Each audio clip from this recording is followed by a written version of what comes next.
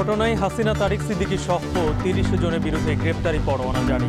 ছদ্মনামে ডাকা হতো interrogation sell ও বন্দীদের। ভিন্ন চিন্তার যারা ধারণ করতেন, যারা সরকারের কর্মকাণ্ডের জন্য বাধা হয়ে দাঁড়িয়েছিলেন, সেই সমস্ত লোকদেরকে গোপন কারাগারে আটক রেখে নির্যাতন করা হয়েছে। দলগুলোর কাছে গণভোটের সময়সীমা আহ্বান ঐকমত্য কমিশনের। আগামী সপ্তাহেই জুলাই সনদে সইয়ের আশা। কোনো সেফ এক্সিট খুঁজছি না বললেন রিজওয়ানা হাসান। উপদেষ্টাদের নিয়ে অভিমান থেকে মন্তব্য কিনা নাহিদ ইসলামকে পরিষ্কার করার আহ্বান। আসলে ওনার কোনো একটা ব্যাপারে গ্রিভেন্স আছে, এই বিষয়গুলো পরিষ্কার ওনাকে করতে হবে। ঢাকা সিলেট মহাসড়কের ব্রাহ্মণবাড়িয়ায় নিত্য যানজটের ভোগান্তিতে এবার সড়ক উপদেষ্টা। গাড়ি ছেড়ে চড়লেন মোটরসাইকেল।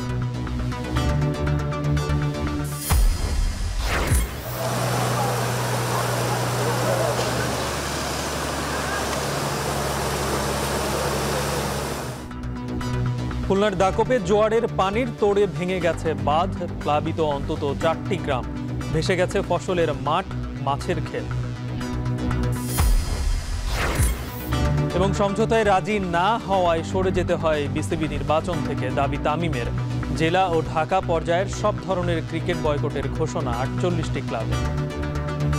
আমরা নেগোসিয়েশনের সাথে লাস্ট পর্যন্ত এটা একমত ছিলাম না, দেখে তো আমরা বের হয়ে এসেছি। ফেয়ার ইলেকশন আনফরচুনেটলি যেটা হয়নি, আর ঠিক ওই কারণেই আমরা এটা থেকে চলে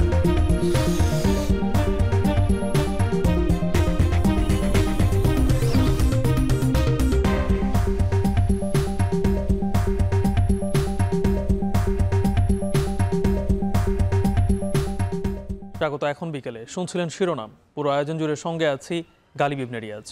বিগত আওয়ামী লীগের শাসনামলে আইন শৃঙ্খলা বাহিনীর তত্ত্বাবধানে টিএফআই ও জেআইসি সেলে গুমের 2 মামলায় শেখ হাসিনা সহ 30 জনের বিরুদ্ধে আনুষ্ঠানিক অভিযোগ আমলে নিয়েছেন ট্রাইব্যুনাল। আসামিদের বিরুদ্ধে জারি করা হয়েছে গ্রেপ্তারি পরোয়ানা। এদিন ট্রাইব্যুনালে চিফ প্রসিকিউটর তাজুল ইসলাম শুনানিতে বলেন, গুমের শিকার ব্যক্তিদের বিচারে ডাকা হতো মোনালিসা বা অন্যান্য বিখ্যাত চিত্রকর্মের নামে। আরো জানাচ্ছেন মশিউর অনিক। ফ্যাসিস্ট শাসনকে পাকাপোক্ত করতে শেখ হাসিনার প্রধান হাতিয়ার ছিল গুম। 2009 এর পর থেকে শুরু হয় এর অপতৎপরতা। 5 আগস্টের পর একের পর এক উদ্ঘাটন হতে থাকে সেই সময়ের গুমের ঘটনা। বের হয়ে আসে আয়নাঘর ও তার পেছনের মানুষেরা। মুখ খুলতে থাকেন গুমের শিকার ব্যক্তি ও নিখোঁজের স্বজনরা। সুনির্দিষ্ট অভিযোগের প্রেক্ষিতে বেশ কয়েকটি গুমের ঘটনা তদন্ত করছে ট্রাইব্যুনাল। এর ধারাবাহিকতায় বুধবার 2টি মামলায় আনুষ্ঠানিক অভিযোগ দাখিল করে প্রসিকিউশন। এর 2 মামলাতেই শেখ হাসিনা ও তার উপদেষ্টা তারেক সিদ্দিকীকে আসামি করা হয়। এছাড়াও আসামি করা হয়েছে আসাদুজ্জামান খান কামাল সহ সামরিক বাহিনীর সাবেক ও বর্তমান কর্মকর্তা মিলিয়ে আরও 28 জনকে। শুনানি শেষে অভিযোগ আমলে নেন ট্রাইব্যুনাল। প্রসিকিউশন বলছে অন্তত 6টি সংস্থা 3 ধাপে বিগত 16 বছর ধরে গুমের ঘটনা ঘটায়। ট্রাইব্যুনালে জমা দেয়া তদন্ত রিপোর্টে যুক্ত করা হয়েছে গুম কমিশনের রিপোর্টও। উঠে এসেছে মোটামুটি প্রতিটি বাহিনী কম বেশি গুমের সাথে জড়িত কিংবা এই বিষয়ে অবগত। বেশি জড়িত ছিল ডিজিএফআই ও র্যাবের গোয়েন্দা ইউনিট, যাদের কয়েকজন এখনো বাহিনীতে রয়েছেন কর্মরত। গুমের শিকার ব্যক্তিদের ডাকা হতো ছদ্মনামেও। আমরা যেমন এখানে আসামি করেছি সাবেক প্রধানমন্ত্রীকে, সাবেক আইজিপিকে, স্বরাষ্ট্রমন্ত্রীকে, ক্যাবিনেটের সদস্যদেরকে, তেমনি বিভিন্ন বাহিনীতে যারা দায়িত্ব পালন করতে গিয়ে জনগণের আস্থা, জনগণের বেতন নিয়ে ইউনিফর্ম পরে রাষ্ট্র, সংবিধান এবং আইনের বিরুদ্ধে অবস্থান গ্রহণ করেছিলেন, অপরাধ করেছিলেন, তাদের এই অপরাধের দায় কেবলমাত্র এই ব্যক্তিদেরই। তাদের অপরাধের দায় রাষ্ট্র, সমাজ, প্রতিষ্ঠান, তাদের অর্গানাইজেশন বহন করবে না। এদিন সকালেই ট্রাইব্যুনালে আসেন গুমের শিকার ব্যক্তিরা। নিজেদের দুঃখসহ অভিজ্ঞতা তুলে ধরে সুষ্ঠু বিচার দাবি করেন তারা। এই বাংলার মাটিতে আমাদের সাথে যে জুলুম করা হয়েছে, আর কোনোদিন কোনো নাগরিককে যেন এই জুলুমের শিকার করতে না হয়, সেই নিশ্চিতকরণ আমরা দেখবো ইনশাআল্লাহ। আমি কোনো অবিচার চাই না, আমি তাদের উপরে কোনো জুলুম হোক সেটা চাই না, কিন্তু সুবিচার হোক, ন্যায় বিচার হোক সেটা চাই। আমি এই জন্য এখানে আজকে মামলা দায়ের করেছি। ন্যায় বিচার প্রতিষ্ঠা হোক এবং আমাদের দেশ থেকে গুম নামক যে একটা মানবতা বিরোধী অপরাধ তা চিরতরে আমরা এখান থেকে বিলুপ্ত হোক, সেই আশাবাদ আমি ব্যক্ত করি। 7 মাস গুম ছিলাম, কিন্তু বিশ্বাস ছিল যে একদিন না একদিন বাংলাদেশের মাটিতে আমরা এটার বিচার পাব। বহুদিন পরে আজকে এই বিচার শুরু হয়েছে। আশা করছি যে শিগগিরই আমরা কিছু রেজাল্ট পাবো। অনেকেই পালিয়ে গেছে, অনেকেই এখনো দেশে আছে। যারা দেশে আছে আশা করছি তাদেরকে শিগগিরই আটক করা হবে, এবং যারা পালিয়ে গেছে তাদের জন্য আমাদের একটা বার্তা আছে, দুনিয়া অত বড় না, আপনারা যেখানেই লুকিয়ে আছেন আপনাদেরকে খুঁজে বের করা হবে। এছাড়া জুলাই আন্দোলন চলাকালে রামপুরায় গুলি করে 28 জনকে হত্যার অভিযোগে বিজেপি কর্মকর্তা রেদওয়ানুল সহ 4 জনের বিরুদ্ধে অভিযোগ আমলে নিয়ে গ্রেফতারি পরোয়ানা জারি করেছে ট্রাইব্যুনাল। মশিউর অনিক, এখন, ঢাকা। আগামী 15-16 অক্টোবরের মধ্যে রাজনৈতিক দলগুলোকে আনুষ্ঠানিকভাবে জুলাই সনদে স্বাক্ষর করাতে চায় কমিশন, এমনটাই জানিয়েছেন জাতীয় ঐক্যমত্য কমিশনের সহ সভাপতি অধ্যাপক আলী রিয়াজ। দুপুরে রাজধানীর ফরেন সার্ভিস একাডেমিতে রাজনৈতিক দলগুলোর সঙ্গে বৈঠকের সূচনা বক্তব্যে কথা জানান তিনি। বলেন, এই আলোচনায় জুলাই সনদ বাস্তবায়নের পথরেখা নির্ধারিত হবে। গণভোট বাস্তবায়নের জন্য দলগুলোকে সুনির্দিষ্ট প্রস্তাব দেওয়ার আহ্বান জানিয়ে আলী রিয়াজ বলেন, নোট অফ ডিসেন্টগুলো বিবেচনায় নিতে হবে। এছাড়াও গণভোটের ক্ষেত্রে অন্যান্য বিষয়গুলো বিবেচনায় নেয়ার কথাও জানান তিনি। আগামী 10 তারিখের মধ্যে কমিশন সরকারের কাছে সুনির্দিষ্ট সুপারিশ দিতে চায় উল্লেখ করে 2-1 দিনের মধ্যেই আলোচনার ইতি টানার প্রত্যাশা ব্যক্ত করেন আলী রিয়াজ। সাইফুল হক ভাই, বাংলাদেশের বিপ্লবী ওয়ার্কার্স পার্টি। জুলাই জাতীয় সনদে স্বাক্ষরের ক্ষেত্রে কয়েকটি দলের কাছ থেকে বিভিন্ন সাংগঠনিক ব্যস্ততার জন্যই আমরা বুঝতে পারি যে নাম আমরা পাইনি, কিন্তু আমরা তাদের পক্ষ থেকে আমাদেরকে জানানো হয়েছে খুব শিগগিরই আমরা সেগুলো পাবো। সেটা পাওয়া গেলে আমরা চাই যে আগামী 15-16 তারিখের মধ্যে যাতে একটা আনুষ্ঠানিকভাবে এই জাতীয় সনদে স্বাক্ষরের একটা অনুষ্ঠান আমরা করতে পারি। যে গণভোটে কীভাবে বিস্তারিতভাবে জনগণের সম্মতিগুলো, এমনকি যে সমস্ত জায়গায় নোট অফ ডিসেন্ট আছে সেগুলোকে সুনির্দিষ্টভাবে আলাদা করেই নেওয়া যেতে পারে কিনা। আরেকটি হচ্ছে যে গণভোট অনুষ্ঠানের একটা সময়সীমা আপনারা যদি প্রস্তাব করতে পারেন সেটা আমাদের জন্য সহায়ক হবে। জুলাই সনদ বাস্তবায়নের প্রক্রিয়া চূড়ান্তে রাজধানীর ফরেন সার্ভিস একাডেমিতে রাজনৈতিক দলগুলোর সঙ্গে আবারও বৈঠকে বসেছে জাতীয় ঐক্যমত্য কমিশন। এ নিয়ে আরও বিস্তারিত জানাতে সেখান থেকে যুক্ত হচ্ছেন জাওয়াদ মাহমুদ। জাওয়াদ, গণভোট নিয়ে কি রাজনৈতিক নেতাদের সঙ্গে ঐক্যমত্য কমিশনের কোনো সমঝোতা এখন পর্যন্ত হয়েছে কিনা, কিংবা আজকে কি মনে হচ্ছে চূড়ান্ত কি কোনো সমঝোতায় পৌঁছাতে পারেন?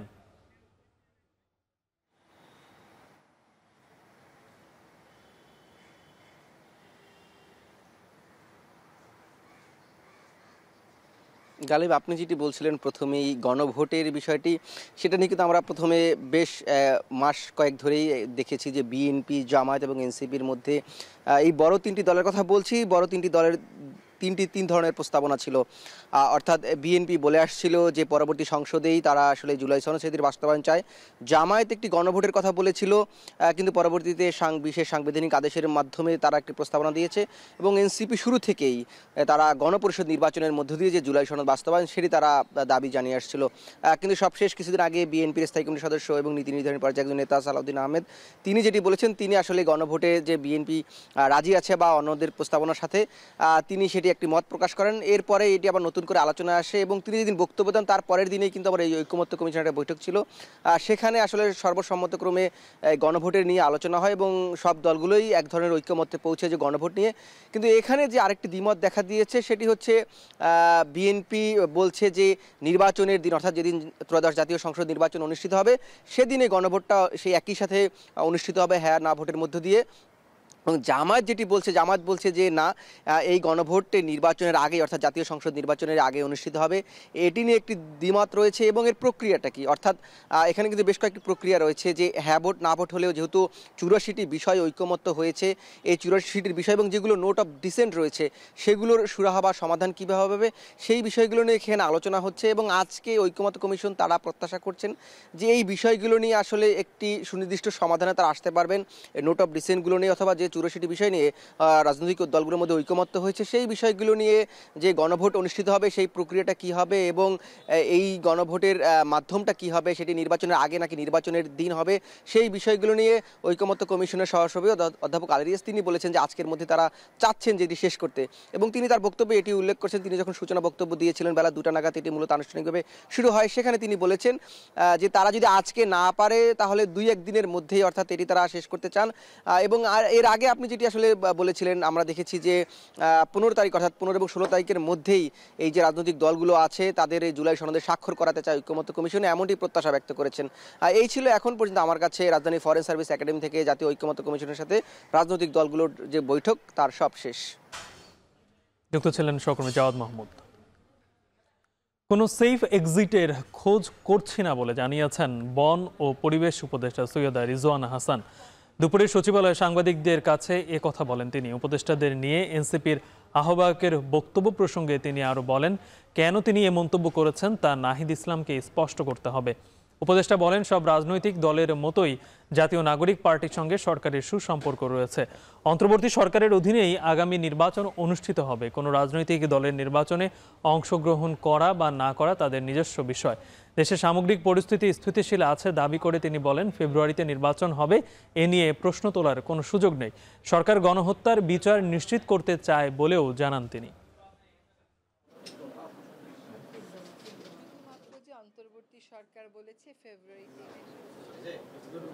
সকল রাজনৈতিক দলের মতন এই নবগঠিত রাজনৈতিক দলের সাথেও সরকারের ভালো একটা ওয়ার্কিং রিলেশনশিপ আছে। এটা উনি অভিমান থেকে বলেছেন নাকি এটা উনি আসলে ওনার কোনো একটা ব্যাপারে গ্রিভেন্স আছে, এই বিষয়গুলো পরিষ্কার উনাকে করতে হবে। আমি একদম কোনো এক্সিট খুঁজছি না, দেশেই ছিলাম। এর আগেও বহু ঝড়ঝণ্ডা এসছে, ওই সব ঝড়ঝণ্ডা প্রতিহত করে দেশে থেকেছি। বাকিটা জীবনও বাংলাদেশেই কাটিয়ে যাব আপনাদের সাথে ইনশাল্লাহ। সরকার নির্বাচন কমিশনকে যতভাবে সহায়তা দেওয়া যায় ততভাবে সহায়তা দেবে। কোনো রাজনৈতিক দলের অংশগ্রহণ করা না করার বিষয়টা আইনি হতে পারে, অংশগ্রহণ করা না করার বিষয়টা তাদের পলিটিক্যাল ওয়েটেজ অনুযায়ী ডিসাইডেড হবে। ইউরোপীয় ইউনিয়ন বাংলাদেশে একটি স্বচ্ছ ও গ্রহণযোগ্য নির্বাচন দেখতে চায় বলে জানিয়েছেন বিএনপির স্থায়ী কমিটির সদস্য আমির খসরু মাহমুদ চৌধুরী। তিনি আরও বলেন, ইউরোপীয় ইউনিয়ন আগামী নির্বাচনে পর্যবেক্ষক পাঠাবে। বুধবার গুলশানে বিএনপি মহাসচিব মির্জা ফখরুল ইসলাম আলমগীরের নেতৃত্বাধীন প্রতিনিধি দলের সাথে সাক্ষাৎ করেন ঢাকায় নিযুক্ত ইইউ রাষ্ট্রদূত মাইকেল মিলার। বেলা 11টায় গুলশানে বিএনপি চেয়ারপারসনের রাজনৈতিক কার্যালয়ে এই বৈঠক অনুষ্ঠিত হয়, যেখানে আগামী নির্বাচন ও ইইউভুক্ত দেশগুলোর সঙ্গে ব্যবসা বাণিজ্য সহ সম্পর্ক উন্নয়ন নিয়ে আলোচনা হয়। বৈঠকে আরও উপস্থিত ছিলেন বিএনপির স্থায়ী কমিটির সদস্য ডক্টর আব্দুল মঈন খান। নির্বাচনী প্রক্রিয়া এটা নিয়ে দীর্ঘ আলোচনা হয়েছে এবং ওরা ইউরোপিয়ান ইউনিয়ন থেকে ওনাদের অবজারভার পাঠাবেন এবং বাংলাদেশের মধ্যে গণতন্ত্রকে প্রাতিষ্ঠানিক রূপ দেওয়ার ব্যাপারে যে সংসদ থেকে শুরু করে তারপরে সরকার গভর্নেন্স থেকে শুরু করে জুডিশিয়ারি থেকে শুরু করে সব কিছুর উপরে যে একটা স্বাধীনভাবে তারা সাথে সবাই যাতে কাজ করতে পারে, সাংবাদিক সহ সবাই, যে এই স্বাধীনতা মুক্ত পরিবেশ ডেমোক্রেসিকে সত্যিকার অর্থে একটা প্রাতিষ্ঠানিক রূপ দেওয়ার জন্য তাদের সহযোগিতা অব্যাহত থাকবে। জামাত ইসলামের আমির ডক্টর শফিকুর রহমানের সঙ্গে সাক্ষাৎ করেছেন বাংলাদেশে নিযুক্ত ইতালির রাষ্ট্রদূত অ্যান্দ্রুনিকো আলেসান্ত্রো। সকালে রাজধানীর বসুন্ধরায় জামাত আমিরের কার্যালয়ে এই সাক্ষাৎ অনুষ্ঠিত হয়। বৈঠকের শুরুতেই রাষ্ট্রদূত জামাতের আমির ডক্টর শফিকুর রহমানের স্বাস্থ্যের খোঁজখবর নেন এবং তার পরিপূর্ণ সুস্থতা কামনা করেন। দেশের রাজনৈতিক পরিস্থিতি, বাণিজ্য, বিনিয়োগ ও স্বার্থ সংশ্লিষ্ট নানান বিষয় নিয়ে আলোচনা করেন তারা। এ সময় রাষ্ট্রদূতের সঙ্গে উপস্থিত ছিলেন ইতালি দূতাবাসের ডেপুটি অ্যাম্বাসেডর ফেদেরিকো জাম্পেরেল্লি। জামাতের আমিরের সঙ্গে উপস্থিত ছিলেন সংগঠনের সেক্রেটারি জেনারেল অধ্যাপক মিয়া গোলাম পরোয়ার, সহকারী সেক্রেটারি জেনারেল এবং কেন্দ্রীয় প্রচার ও মিডিয়া বিভাগের প্রধান অ্যাডভোকেট এহসানুল মাহমুদ জুবায়ের।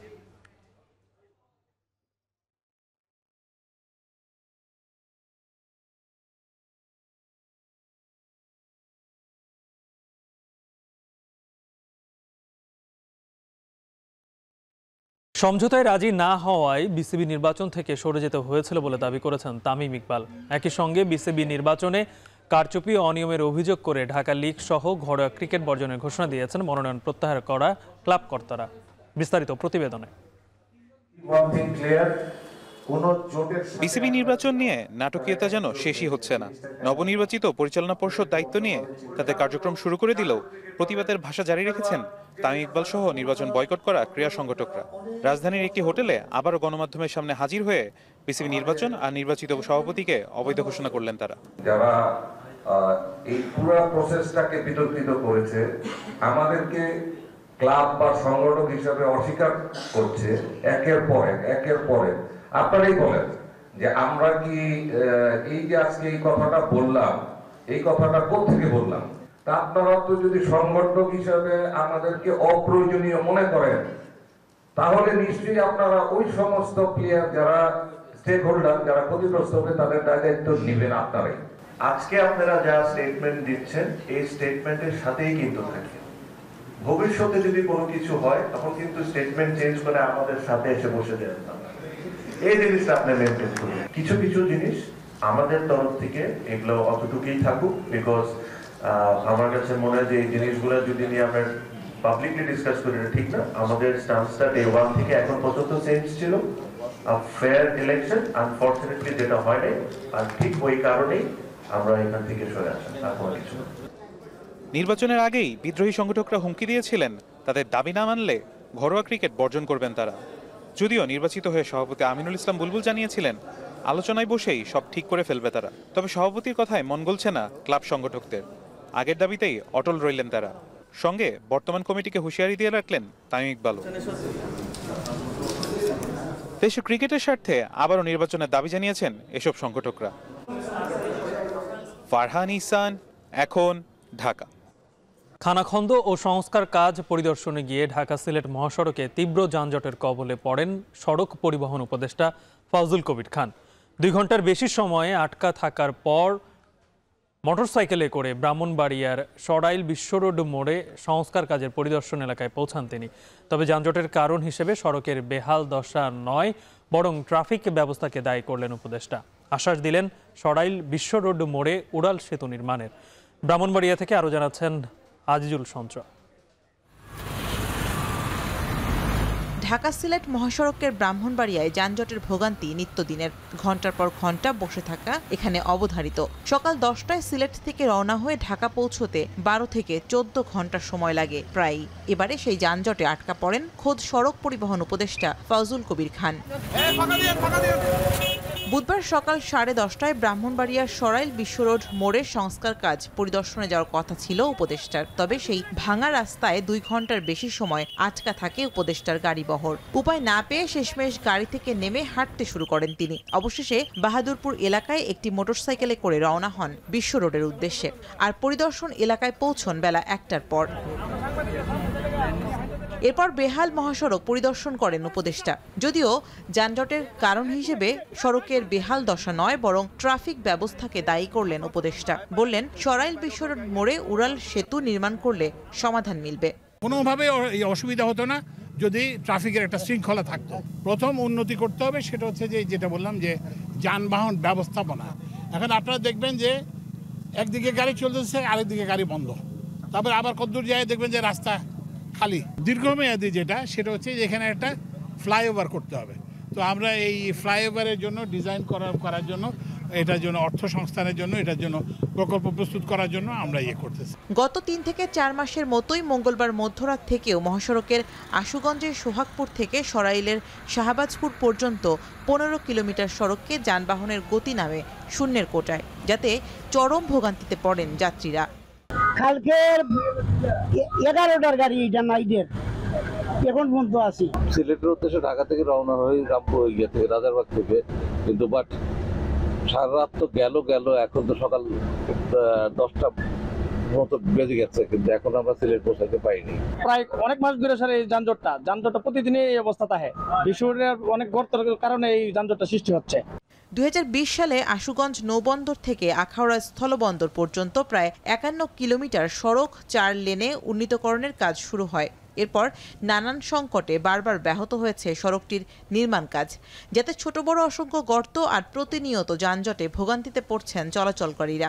যদিও এবার দ্রুত সংস্কার কাজ শেষ করার আশ্বাস দিলেন প্রকল্প ব্যবস্থাপক। ঠিকাদার প্যাকেজ 2 থেকে তাদের ইকুইপমেন্ট ম্যানপাওয়ার দিয়ে আমাদেরকে সাপোর্ট দিয়ে টাইম টু টাইম এটা মেনটেন করে, তবে এটা অতি বৃষ্টিতে এই সাময়িক মেনটেন্যান্সটা আসলে টিকিয়ে রাখা যাচ্ছিল না এবং আশা করা যাচ্ছে আগামী 4 মাসের মধ্যে বা 4 থেকে 5 মাসের মধ্যে আশা করা যাচ্ছে 2টি গোল চত্বরেরই এই কংক্রিট পেভমেন্টের কাজ শেষ হয়ে যাবে। 5,791 কোটি টাকা ব্যয়ে আশুগঞ্জ আখাউড়া 4 লেন প্রকল্পের কাজ করছে ভারতীয় ঠিকাদার প্রতিষ্ঠান এফকনস ইনফ্রাস্ট্রাকচার লিমিটেড। এখন ব্রাহ্মণবাড়িয়া। খুলনার দাকব উপজেলার বটবনিয়া এলাকায় জোয়ারের পানির তোড়ে বাঁধ ভেঙে 5টি গ্রাম প্লাবিত হয়েছে। ভেসে গেছে ফসলের মাঠ ও মাছের ঘের। এ নিয়ে আরও বিস্তারিত জানাতে ক্ষতিগ্রস্ত এলাকা থেকে যুক্ত হয়েছেন তরিকুল ইসলাম। তরিকুল, হঠাৎ করে বাঁধ ভাঙার কারণ কি, আর এটি সংস্কারে কি পানি উন্নয়ন বোর্ড এখন পর্যন্ত কোনো পদক্ষেপ নিয়েছে?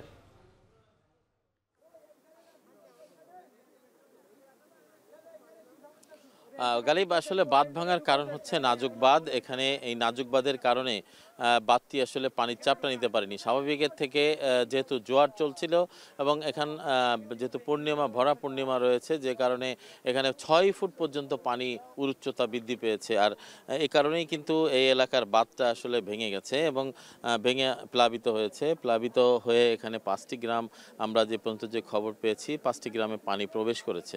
এই আমার ডান দিকে যে এলাকাগুলো, মূলত এই এলাকায় পানি প্রবেশ করেছে এবং এটি আরও বিস্তীর্ণ এলাকা জুড়ে এটি ছড়িয়ে পড়েছে। এখানে ধানের ক্ষেত বা ফসলের ক্ষেত, এছাড়া মাছের ঘের, এই দুটোতে কিন্তু আসলে ক্ষতির সম্মুখীন হয়েছে। যদিও এই বাঁধটি বাঁধা যদি আজকে সম্ভব হয়, কারণ পানি উন্নয়ন বোর্ড এই মুহূর্তে, পানি উন্নয়ন বোর্ডের ঊর্ধ্বতন যারা কর্মকর্তা রয়েছে এই মুহূর্তে এলাকা পরিদর্শন করছেন। পাশাপাশি এখানকার যে স্থানীয় উপজেলা নির্বাহী কর্মকর্তা, তিনিও এলাকা ক্ষতিগ্রস্ত এলাকা তিনি ঘুরে দেখেছেন এবং এখানে কয়েকটি পরিবারের মাঝে চাল বা অন্যান্য সামগ্রী তিনি বিতরণ করেছেন। এবং আমরা যে বিষয়টি এখানে জানতে পেরেছি যে এখানকার যে ঘেরগুলো রয়েছে, মূলত সেই ঘেরের মাছ, এটি কিন্তু যখন প্লাবিত হয়েছে তখন মাছটি কিন্তু ঘের থেকে তলিয়ে গেছে এবং বিভিন্ন জায়গায় মানুষ কিন্তু এখন এই মাছটা ধরছে এবং এখান থেকে নদীতেও অনেক মাছ চলে গেছে, যে কারণে যারা মাছ চাষিরা ছিলেন, বিশেষ করে ঘেরের বাগদা, গলদা এবং সাদা প্রজাতির যে মাছগুলো রয়েছে, তারা কিন্তু আসলে চরম হতাশায় পড়েছেন, কারণ এই মাছগুলো কিন্তু ফিরে পাওয়া যাবে না। যদিও ফসলের ক্ষতি কিছুটা কাটিয়ে ওঠা সম্ভব বলে তারা মনে করছেন। পাশাপাশি এই এলাকা একটু বলে রাখি যে এখানে 31 পোল্ডারের অন্তর্গত দাকপের এই এলাকাটি, এখানে 50 কিলোমিটার প্রায় বেড়িবাঁধ রয়েছে, তার মধ্যে 15 কিলোমিটার বেড়িবাঁধই আসলে ঝুঁকিপূর্ণ এবং এখানে গতকাল রাতে 11টার দিকে হঠাৎ করেই এখানে 250 মিটার যে এলাকা রয়েছে, এই এলাকার বাঁধটি আসলে এখানে ধসে পড়ে এবং ধসে এখানে পানিতে প্লাবিত হয় এবং এখানকার স্থানীয় অনেক মানুষই এখানে ঘুমিয়েছিলেন। এই ঘুমের মধ্যে তারা উঠে দেখেন যে তাদের সমস্ত কিছু পানিতে প্লাবিত হয়েছে। তবে এখন ভাটা চলছে, যে কারণে পানিও নেমে গেছে, কিন্তু পানির বিস্তৃতি কিন্তু এখন অন্যান্য গ্রামে এবং গ্রামের যে ফসলি জমি রয়েছে সেখানে কিন্তু প্রবেশ করছে এবং মানুষ কিন্তু এখনো পর্যন্ত নিরাপদে তারা ঘরে যেতে তারা সাহস পাচ্ছে না। যদিও পানি উন্নয়ন বোর্ডের পক্ষ থেকে আমরা এখনো কোনো সেরকম আশ্বাস পাইনি, তবে তারা কাজ করছে এবং এখানে টিউব বসানো হয়েছে, জিও ব্যাগ বসানো হচ্ছে এবং এটি যাতে কিভাবে আজকে রাতের মধ্যে এটি বাঁধা যায় এবং ভাটা থাকা অবস্থায় বাঁধা যায় সেটি তারা চেষ্টা করছেন এবং এটি আমরা এখন এই মুহূর্তে দেখতে পাচ্ছি। তো সব মিলিয়ে ছিল আমার কাছে গালিব, খুলনার দাকপ উপজেলা থেকে সর্বশেষ খবর। যুক্ত ছিলেন সহকর্মী তরিকুল ইসলাম।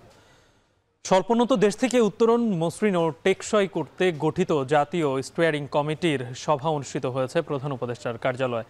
সভা শেষে ব্রিফিংয়ে প্রেস সচিব জানান, এলডিসি গ্র্যাজুয়েশনে স্বাস্থ্য, কৃষি, আইসিটির মতো গুরুত্বপূর্ণ সেক্টরগুলোতে কী প্রভাব পড়বে তা নিয়ে বিস্তারিত আলোচনা হয় বৈঠকে।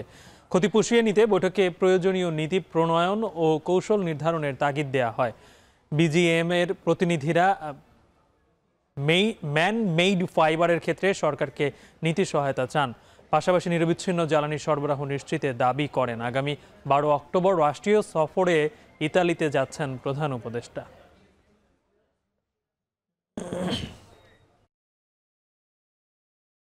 আজকে হচ্ছে যে আমরা স্মুথ যে ট্রানজিশন, এই ট্রানজিশনের বিষয়ে এই আমাদের রেডিনেসটা কতটুকু, আমরা কি করছি এই বিভিন্ন যে সেক্টরে, ফার্মাসিউটিক্যাল বলেন, কৃষি বলেন, অন্যান্য সমস্ত সেক্টরে কি পরিমাণ কাজ হচ্ছে, আমরা সেক্টরে এই পুরোগুলোকে অ্যাসেস করা, কি কতদূর আমরা আমাদের সক্ষমতা তৈরি করছি, সেগুলো নিয়ে আজকে মিটিং করছি।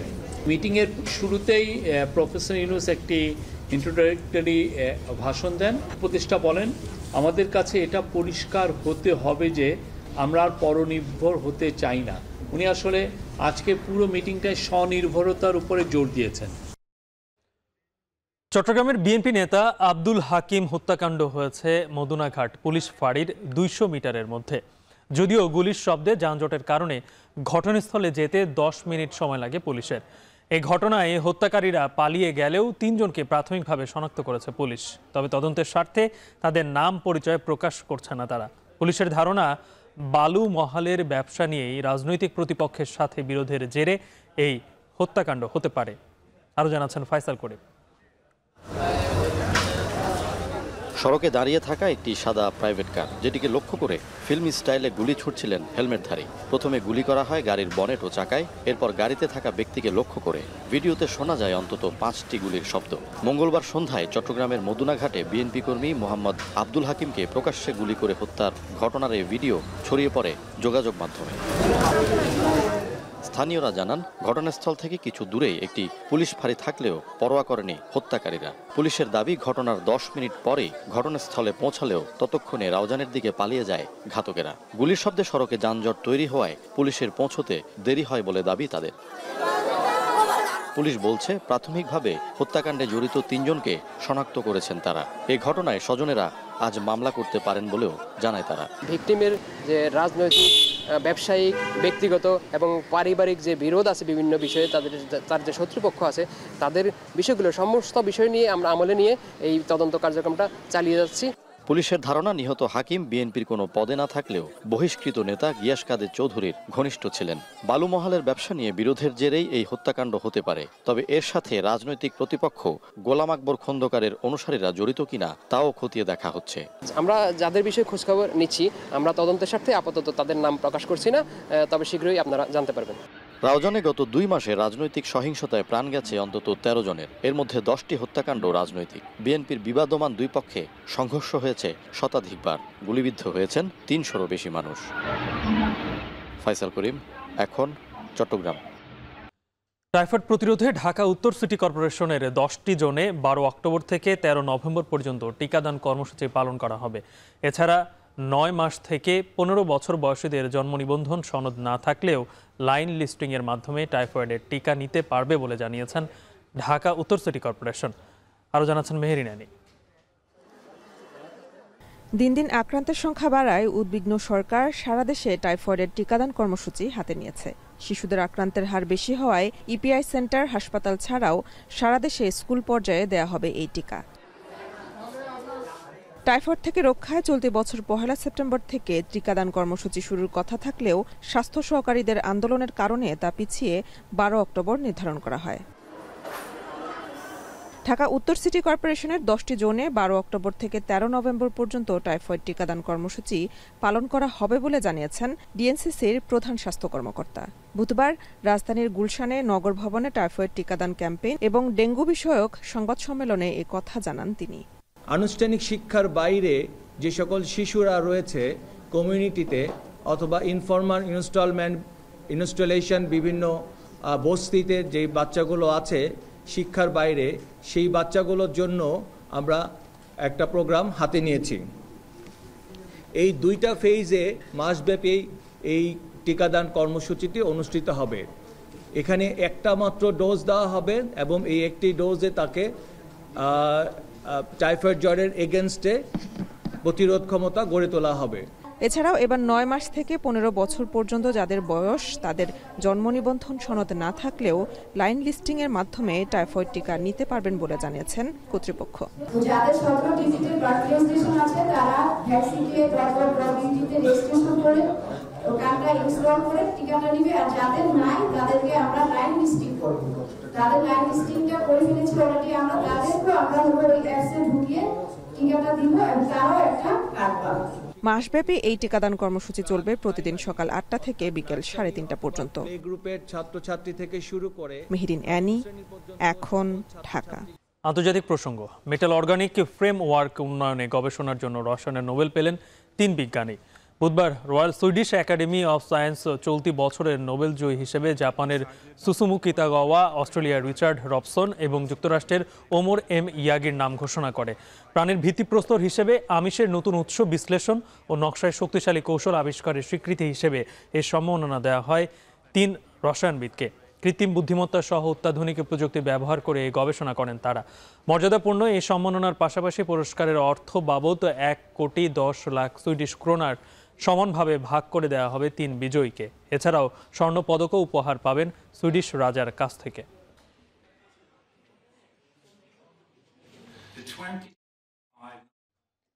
এখন বিকেলে শিরোনামগুলো আরো একবার। গুমের ঘটনায় হাসিনা, তারিক সিদ্দিকী সহ 30 জনের বিরুদ্ধে গ্রেপ্তারি পরোয়ানা জারি। ছদ্মনামে ডাকা হতো ইন্টারোগেশন সেল ও বন্দীদের। ভিন্ন চিন্তার যারা ধারণ করতেন, যারা সরকারের কর্মকাণ্ডের জন্য বাধা হয়ে দাঁড়িয়েছিলেন, সেই সমস্ত লোকদেরকে গোপন কারাগারে আটক রেখে নির্যাতন করা হয়েছে।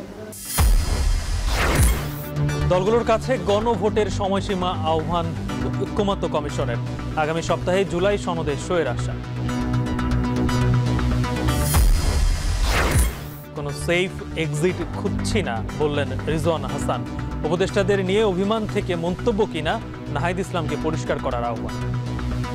আসলে ওনার কোনো একটা ব্যাপারে গ্রিভেন্স আছে, এই বিষয়গুলো পরিষ্কার ওনাকে করতে হবে। ঢাকা সিলেট মহাসড়কের ব্রাহ্মণবাড়িয়ায় নিত্য যানজটের ভোগান্তিতে এবার সড়ক উপদেষ্টা। গাড়ি ছেড়ে চড়লেন মোটরসাইকেল।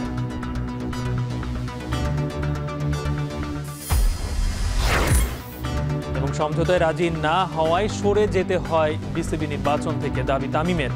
জেলা ও ঢাকা পর্যায়ের সব ধরনের ক্রিকেট বয়কটের ঘোষণা 48টি ক্লাবের।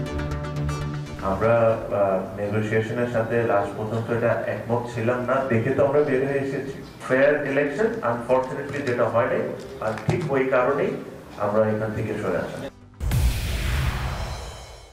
এ ছিল এখন বিকেলের আয়োজনে। এখন টেলিভিশন ওয়েবসাইটে দেখতে ভিজিট করুন এখন.tv, ফেসবুকে চোখ রাখুন facebook.com/tv.এখন, আর ইউটিউবে লাইভ দেখতে ভিজিট করুন youtube.com/এখন TV।